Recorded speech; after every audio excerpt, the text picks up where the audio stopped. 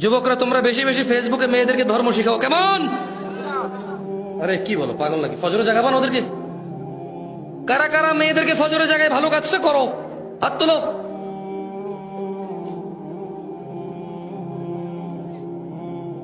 মেয়েটা খুব ভালো হুজুর, খুব ভালো।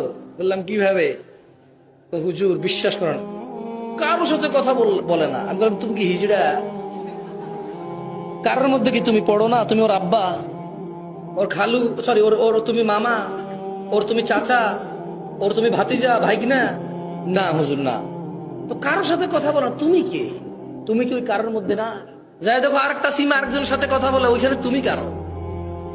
ওই ছেলে যখন বলে কারোর সাথে কথা বলো না, ওই কারোটা তুমি থাকো।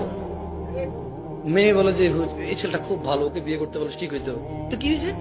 হুজুর আমার আব্বা আম্মা আমার বিয়ে ঠিক করেছে, আমার বাপ মা ধর্ম বোঝে না, আমি চাই দিনদার ছেলের সাথে বিয়ে ঠিক করতে, ওরা ধর্ম বোঝে না, আমার বিয়ে একটা ছেলের সাথে ঠিক করছে, ওর দাড়ি নাই। বললাম যে তো দিনদার আপনার পছন্দ কেউ আছে? বলে যে আমি এমনি কথা হয় না, একটা ছেলের সাথে মেসেঞ্জারে মেসেজ করি, ওই ছেলেটা খুব ভালো। মনে রাখবা বোন আমার, যে ছেলেরে বুঝে গেছো তুমি ভালো, ওই ছেলের ভালো না।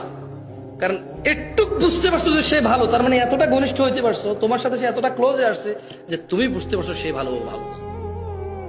ছোট ভাই আমার, যে মেয়েটার সাথে তোমার পরিচয় হয়ে গেছে বিয়ের আগে, এবং তুমি গভীরভাবে বুঝতে পারছো মেয়েটা ভালো, এটার ভালো না, কারণ তুমি এতটুকু অবজার্ভ করতে পারছো, সে তোমার এতটুকু অবজার্ভের সুযোগ দিছে যে তুমি বুঝতে পারছো সে ভালো, সে আর ভালো না।